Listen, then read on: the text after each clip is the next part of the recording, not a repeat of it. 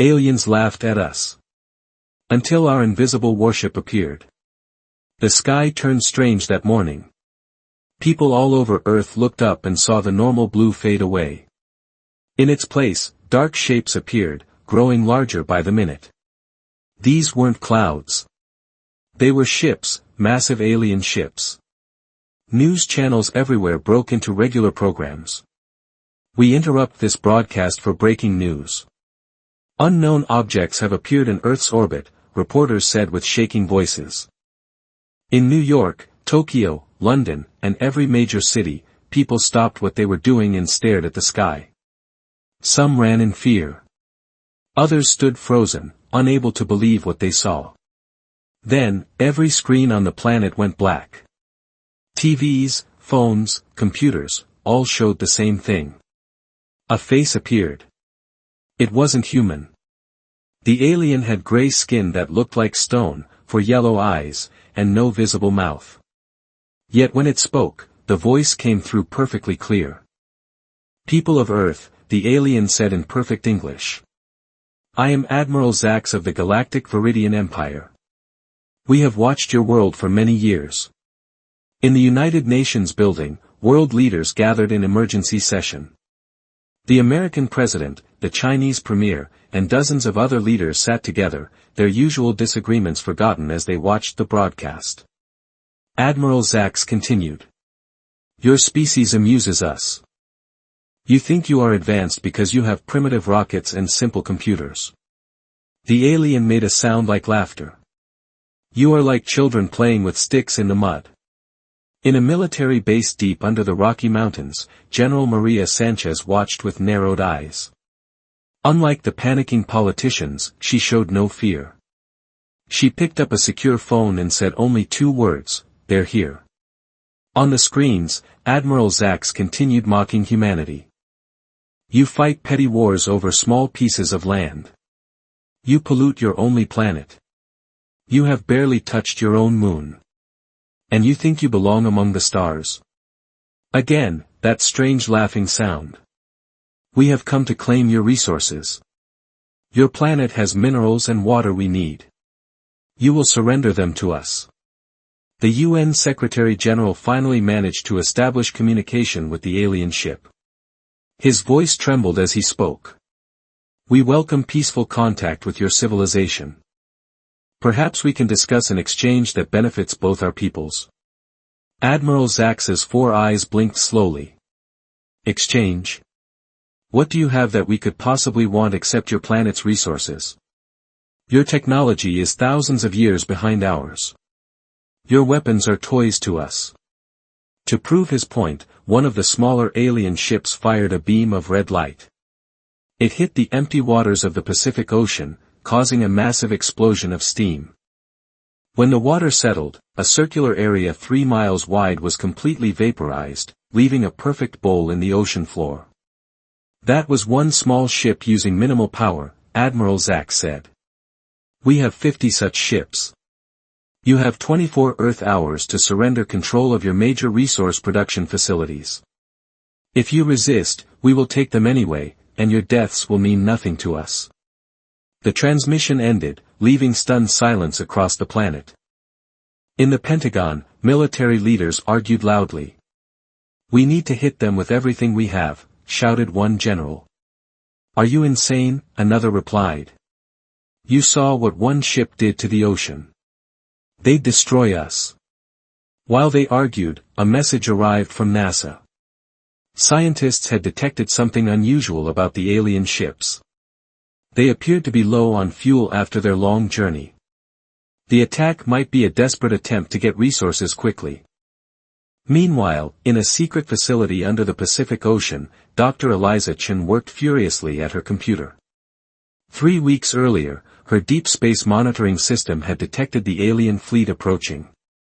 No one had believed her warnings except for one person, her twin sister, Sarah. Dr. Chen sent an encrypted message, they're exactly what we expected. Arrogant. They don't know about us. In cities worldwide, panic spread. Some people looted stores. Others huddled in basements or fled to rural areas. Religious groups gathered to pray. Scientists worked desperately to analyze the alien technology from the limited data they had. World leaders gathered in emergency video conference. The Russian president spoke first. "We must unite our military forces." "To what end?" asked the Indian Prime Minister. "Did you see what their weapons did? Our missiles would be useless." The Chinese premier's face was grim. "If we surrender, they will take what they want and kill us anyway. Species that advanced will see us as we see ants." The American president remained strangely calm. "There may be another option," she said quietly. "Something we've been developing in secret for decades." The other leaders looked confused. "What secret?" demanded the French president. "What have you been hiding?" But before she could answer, an aide rushed in with news. The alien ships were deploying smaller vessels. They were heading toward Earth's major mining regions, the Middle East, Central Africa, Northern Canada, and Western Australia. Admiral Zax appeared on screens again. "We grow impatient. Your time to surrender is now reduced to 6 hours. Your leaders talk and talk while we prepare to take what we need." In their hidden underwater base, Dr. Chen finished her calculations. "The signal is ready," she told her team. "Let's hope Sarah is in position." 5,000 miles away, Captain Sarah Chen sat in a command chair unlike any built by public human technology. Around her, a crew of 30 operated advanced systems in a ship hidden beneath the ocean floor. They had trained for this moment for years, never sure if it would come.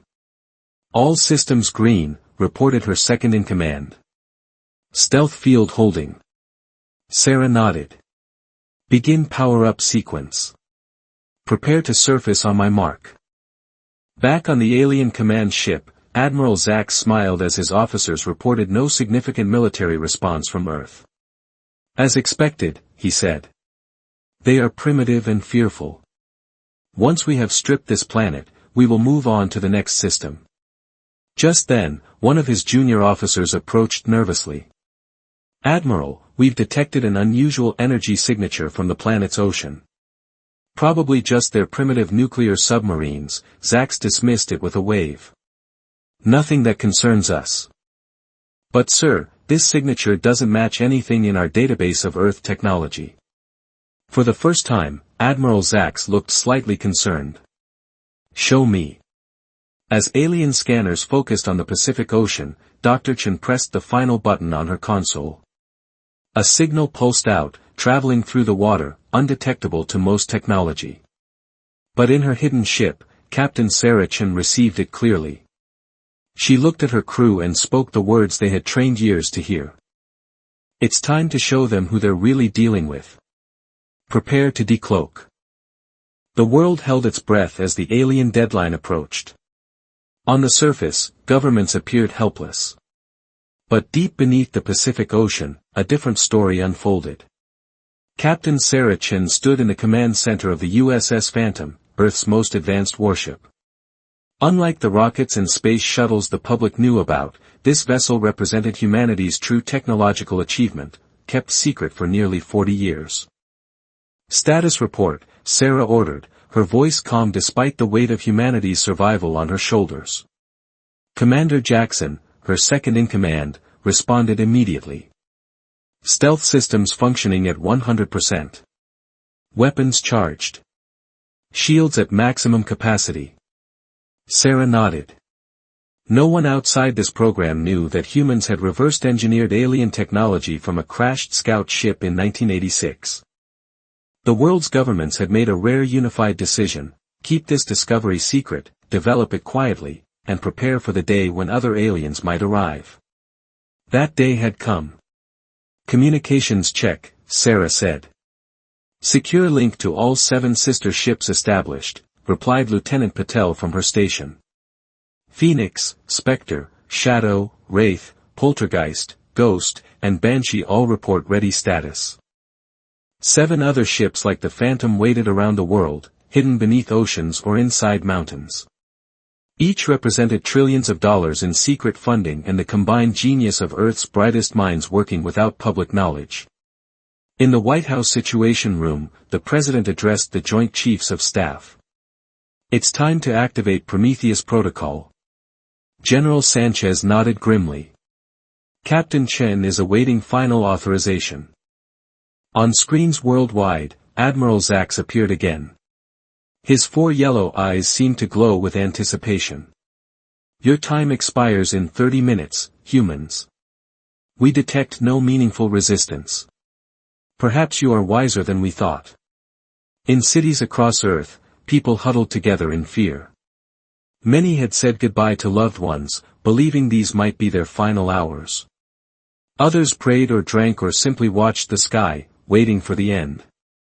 They had no idea what was about to happen. Aboard the alien command vessel, Admiral Zax received disturbing news. "Sir," reported his science officer, "those energy signatures from the ocean are increasing in strength. And we've detected similar signatures in 6 other locations around the planet." Zax frowned. "Why wasn't this reported earlier?" "The signals were masked somehow. Our sensors couldn't detect them until they reached this power level." For the first time, doubt crept into Zax's mind.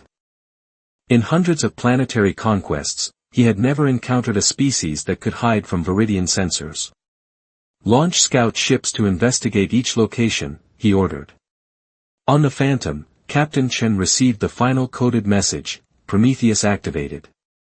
You are cleared to engage." Sarah took a deep breath. "It's time. Disengage stealth anchors. Begin ascent procedures." The massive ship hummed as systems locked into combat mode. The Phantom had remained hidden for years, its revolutionary stealth technology concealing it not just from human detection but from any scanning technology in the known galaxy. "They're sending scouts," Commander Jackson reported. 7 small vessels deploying to investigate our energy signatures." Sarah smiled slightly. "Perfect. That divides their forces. Notify sister ships to prepare for synchronized decloak on my mark." In the alien scout ship approaching the Pacific location, LT. Commander Krell reported with growing concern. "Admiral, the energy signature is moving, it's rising toward the surface." Zax's voice came through clearly. "What do you mean, rising?" "It appears to be a vessel, sir." "But that's impossible. Human submarines cannot mask their signatures from our technology." On the screens of the alien mothership, Admiral Zax watched with widening eyes as his sensor officers tracked the mysterious object. "Size estimate?" he demanded. The response came with audible confusion. "Sir, if these readings are correct, it's nearly half a kilometer long." Zax slammed his fist onto the console. "Impossible. Human vessels are primitive toys. The largest is barely 300 meters. "Sir," another officer interrupted. "We're getting similar reports from all 7 scout ships. Large objects rising from concealment around the planet." For the first time in his long military career, Admiral Zax felt fear. Aboard the Phantom, Sarah checked the final systems as they rose through the water. Shields at full capacity. Weapon systems online. Hull integrity at 100%. "Captain," Commander Jackson said, "the alien scout ship is directly above us, tracking our ascent." Sarah nodded. "Good. Let's show them what they're really dealing with. All hands, prepare for surface breach and decloak." The water above the Phantom began to churn as the massive vessel approached the surface. On the alien mothership, Admiral Zax watched the live feed from his scout ship with growing horror as something enormous broke the ocean surface. Water cascaded off a dark, sleek hull unlike anything they had seen in human possession. The vessel was clearly designed for space combat, with weapon ports visible along its length. "Magnify image," Zax ordered. The view zoomed in on the side of the vessel where, in English and the Universal Galactic language, a name was printed, USS Phantom. Sir, the communications officer said, voice shaking, we're receiving identical reports from all scout ships. 7 massive vessels have revealed themselves. Admiral Zack stared in disbelief. How? How could they hide such technology from us? In the Phantom's command center, Sarah gave the order they had trained years for. All ships, decloak and activate shields. Show them what humanity really has. All around Earth, 7 massive warships fully revealed themselves, their stealth fields dropping to expose vessels far beyond what aliens believed humans capable of building. In cities worldwide, people watching the skies gasped as the ships appeared seemingly from nowhere. Hope sparked for the first time since the aliens arrived. On her command screen, Sarah opened a channel to the alien mothership. Admiral Zax, this is Captain Sarah Chen of the Earth Defense Force vessel Phantom. You seem surprised to see us. Zax's face appeared on her screen, his 4 eyes wide with shock. This is impossible. Our intelligence said your species had only reached basic space travel. Sarah allowed herself a small smile. Your intelligence was wrong. For decades, we've known we weren't alone in the universe. We've been preparing for this day. These vessels, Zack said, studying the readings his ships were sending. They have technology that should be beyond your capabilities. Perhaps you shouldn't judge a species by its public face, Sarah replied. While we explored space with rockets, we were building these ships in secret. Your mistake was thinking you knew everything about us. For a moment, Admiral Zax was speechless. Then he gathered himself. Even with these ships, you cannot hope to defeat our fleet. We have conquered hundreds of worlds. We don't want to fight, Sarah said. But we will defend our home. You have 30 minutes to withdraw your ships from Earth orbit. She cut the transmission and turned to her crew. Battle stations. This is not over yet. In orbit, Admiral Zax faced a decision that would determine the fate of 2 species. His officers awaited his command as the human vessels moved into defensive formations around their planet. The greatest shock of all was yet to come. Admiral Zax paced the command deck of his flagship, the Viridian Might. His officers watched nervously as their leader struggled with a situation no Viridian had faced in 3 centuries of conquest. Sensor analysis of the human vessels, Zax demanded. His chief science officer, a thin gray alien named Vorn, approached with a data tablet. Sir, the readings are troubling. Their shield technology appears to be at least equal to our own. And their hulls contain alloys we've only seen in theoretical research. Impossible. Zax snatched the tablet. They were launching primitive rockets just decades ago. There's more, Vorn continued. We've detected power signatures similar to our quantum drive systems. And their weapons ports, they appear to house particle beam technology.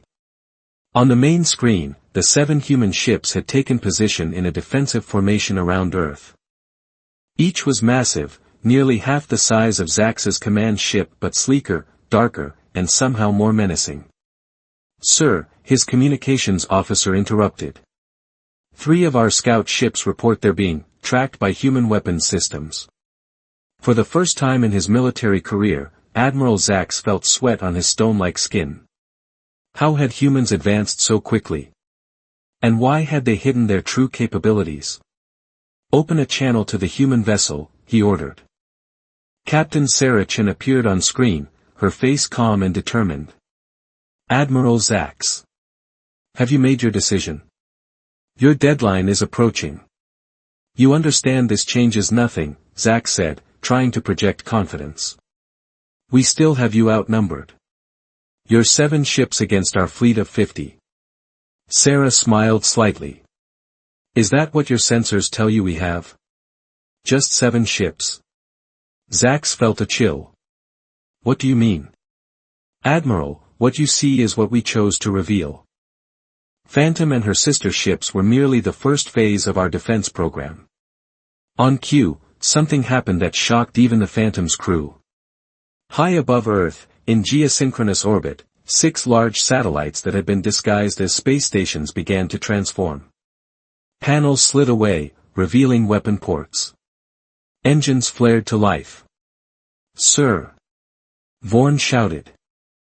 "The human orbital platforms are weapons platforms. They're activating now." On screens around the world, people watched in awe as what they had thought were scientific research stations revealed themselves as massive battle platforms. In Moscow, Beijing, Washington, and other capitals, military leaders who had been kept in the dark stared at their screens in disbelief. Only a handful of people on the planet had known the full extent of the Prometheus protocol. "As I said," Sarah continued, "we've been preparing for a long time." In the White House Situation Room, General Sanchez allowed herself a small smile at the shocked faces of the Joint Chiefs of Staff. "Phase 2 of Prometheus," she explained. Only the President and 5 others knew about it. Plausible deniability. Back on the Phantom, Commander Jackson reported, "Battle platforms online and reporting ready status, Captain." Sarah nodded. "And the special package?" "In position near Mars. Awaiting your command." She turned back to the screen where Admiral Zax was frantically consulting with his officers.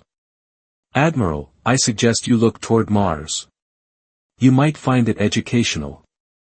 Zax barked an order, and his view screen shifted to show the red planet. For a moment, nothing seemed unusual. Then, like a mirage dissolving, something enormous appeared. A massive human battleship, dwarfing even the Phantom, decloaked in Mars orbit. Its hull glinted in the sunlight, weapon ports open and ready. "The EDF Dreadnought," Sarah explained. "Our first true deep space battleship. We finished it 3 years ago and stationed it at Mars as our last line of defense." Zax's 4 eyes widened. "This is unexpected." On his command ship, chaos erupted as officers reported in panic. "Admiral!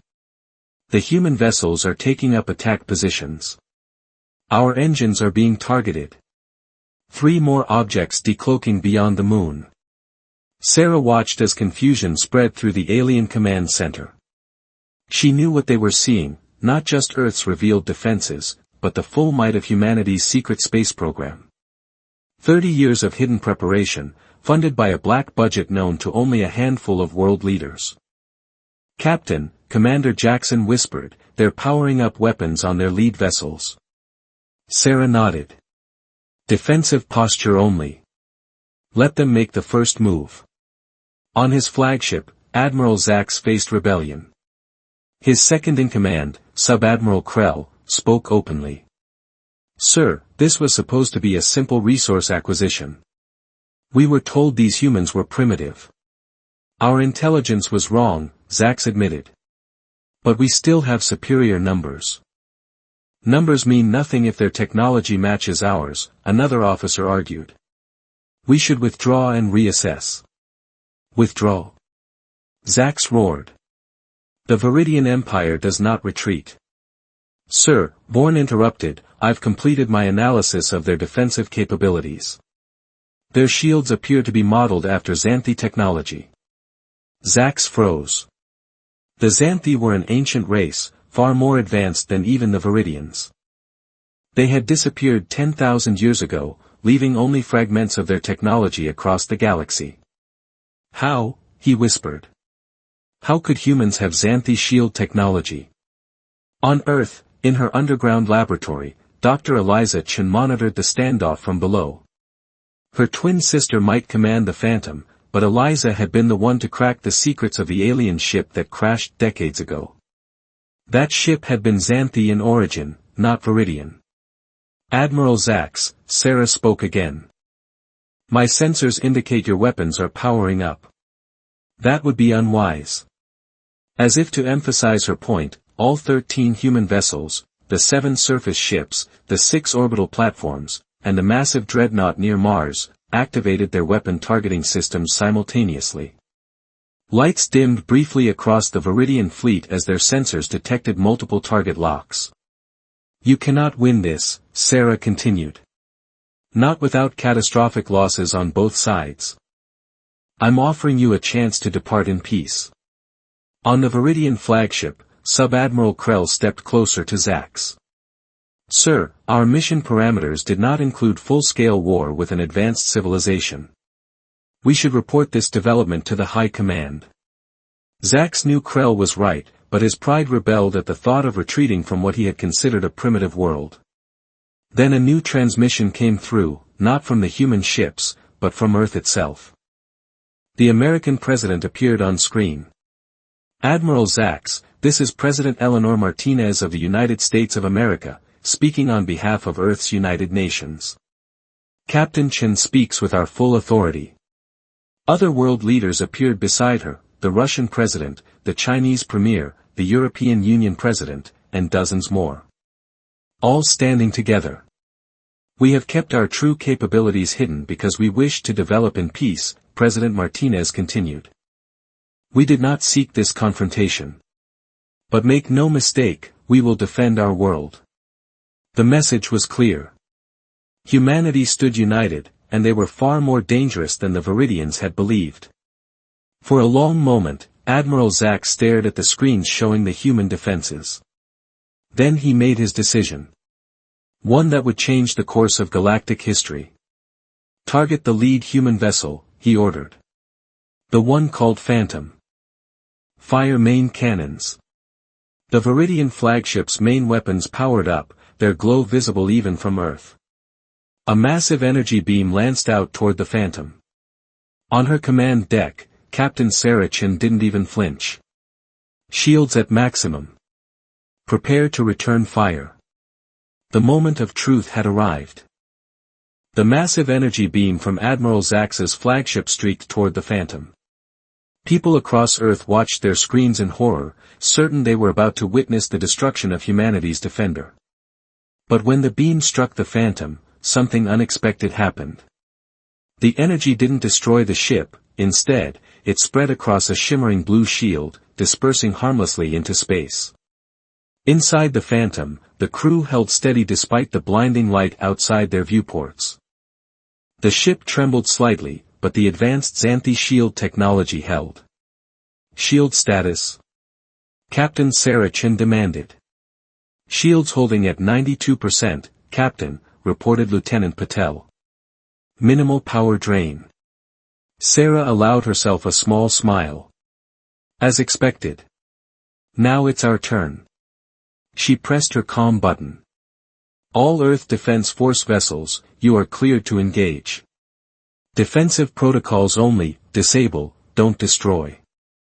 Across Earth's orbit, human ships sprang into action with precision that spoke of years of training. The 7 surface ships, 6 orbital platforms, and the Mars Dreadnought all fired simultaneously, not at the Viridian vessels themselves, but at their weapon systems and engines. On his flagship, Admiral Zax stared in disbelief as the human return fire disabled 12 of his smaller ships in the first volley. How? He demanded. How did their shields absorb our main cannon? Science Officer Vorn looked pale. Sir, they're not just using Xanthi defensive technology, they've improved upon it. And their targeting systems are more precise than ours. Around him, his command deck fell into chaos as reports flooded in. Vessels 3 through 15 reporting weapons systems disabled. Our secondary fleet is unable to get targeting locks. The humans are jamming our communications. Sub-Admiral Krell approached Zax, his voice low but firm. Sir, we must retreat. This was meant to be a simple resource collection mission against a primitive species. We are unprepared for this level of resistance. Retreat is failure. Zax shouted, but his voice lacked conviction. He watched as the human ships moved with perfect coordination, disabling his vessels one by one without destroying them. On the Phantom, Commander Jackson reported, enemy flagship is powering up its main drive. They appear to be preparing to fire again. Sarah nodded. Target their main weapon array only. Fire. The Phantom's primary cannons released a focused pulse of energy that struck the Viridian flagship with surgical precision. The massive alien vessel shuddered, and its weapon ports went dark. Direct hit, Jackson confirmed. Their main weapons are offline. Sarah opened a communication channel. Admiral Zax, your weapons have been disabled. Further resistance will only result in more damage to your fleet. I repeat my offer, withdraw now, and we can both avoid unnecessary losses. In cities across Earth, people who had been cowering in fear began to cheer as they watched the alien fleet falter under human counterattacks. The vessels that had seemed so terrifying hours earlier now appeared vulnerable. On the Viridian flagship, Sub-Admiral Krell had finally had enough. With a quick motion, he signaled to two security officers who moved to restrain Admiral Zax. What is the meaning of this? Zax roared. Emergency Protocol 17, Krell stated firmly. Removal of command in the event of compromised judgment leading to unnecessary casualties. He turned to the communications officer. Open a channel to the human vessel. On the Phantom screen, a new Viridian face appeared. Captain Chen, I am Sub-Admiral Krell. I have assumed command of the Viridian fleet. I wish to discuss terms. Sarah nodded. A wise decision, Sub-Admiral. In the White House Situation Room, world leaders watched the exchange with amazement. The Russian president leaned toward the American president. Did we just win a galactic war in less than an hour? President Martinez smiled. It appears so. Though I suspect this is just the beginning of a much longer conversation. Back on the Phantom, Sarah outlined her terms to Krell. Your fleet will withdraw beyond the orbit of Jupiter. We will allow you to make repairs before you depart our solar system. In return, you will acknowledge Earth as a protected sovereign world, off-limits to Viridian exploitation. Krell considered this. And if we refuse? Then we finish disabling your fleet and tow your ships back to Earth as prizes of war, Sarah replied calmly. I don't think your high command would appreciate that outcome. The sub-admiral looked at the tactical display showing his crippled fleet. Over half his ships had been disabled without being destroyed, a demonstration of both power and mercy that was unmistakable. We will withdraw as requested, he said finally. But the Viridian Empire will want to understand how humans acquired and improved upon Xanthi technology. Sarah smiled. Perhaps that can be part of future diplomatic discussions between our peoples. As equals. The emphasis on the last word wasn't lost on Krell. He nodded slowly. As equals, then. We will begin withdrawal immediately. As the alien fleet retreated toward the outer solar system, cheers erupted in command centers and living rooms across Earth. Humanity had faced its first major interstellar threat, and not only survived but prevailed. In the Pentagon, General Sanchez received congratulations from the Joint Chiefs of Staff. The Prometheus Protocol worked perfectly, one admiral remarked. This was just the first test, Sanchez replied. Now the real work begins. Aboard the Phantom, Sarah received a private communication from her twin sister. You did it, Dr. Eliza Chen said, her face breaking into a rare smile. Though I'm not sure revealing all our technology at once was the best strategy. We had to show enough strength to end this quickly, Sarah replied. And honestly, we still have a few surprises they haven't seen yet. Eliza nodded. The Phase 3 vessels under construction on the far side of the moon. Exactly. Always keep something in reserve. 1 week later, representatives from Earth met with Sub-Admiral Krell aboard a neutral space station in Earth orbit. The meeting was broadcast worldwide, humanity's first official diplomatic contact with an alien civilization. President Martinez spoke for Earth. Today marks a new chapter for humanity. We step onto the galactic stage not as conquerors or the conquered, but as equals ready to engage with the wider universe. Krell, now acting as the Viridian ambassador, responded carefully. The Viridian Empire acknowledges Earth as a sovereign world with technology and military capabilities warranting respect. We propose a treaty of non-aggression and cultural exchange. In orbit above, the Phantom maintained a watchful position. On her command deck, Captain Sarachan watched the proceedings with mixed emotions. "Do you think they'll honor the treaty?" Commander Jackson asked quietly. "For now," Sarah replied. "But this is just the beginning. There are other species out there, some friendly, some not. The universe just became a much more complicated place for humanity. But we're ready for it," Jackson said confidently. Sarah nodded, watching the stars beyond Earth's atmosphere, stars that no longer represented distant mysteries but potential new friends and foes. "Yes, we're ready. They mocked us, thinking we were primitive and weak. They learned the truth when our ships decloaked." She smiled at her crew. "And this is just the beginning of humanity's journey among the stars." Across Earth, people looked up at the night sky with new understanding. They were not alone in the universe, and now the universe knew that humans were not to be underestimated. The species that had been mocked had proven its strength. Humanity had taken its rightful place among the stars.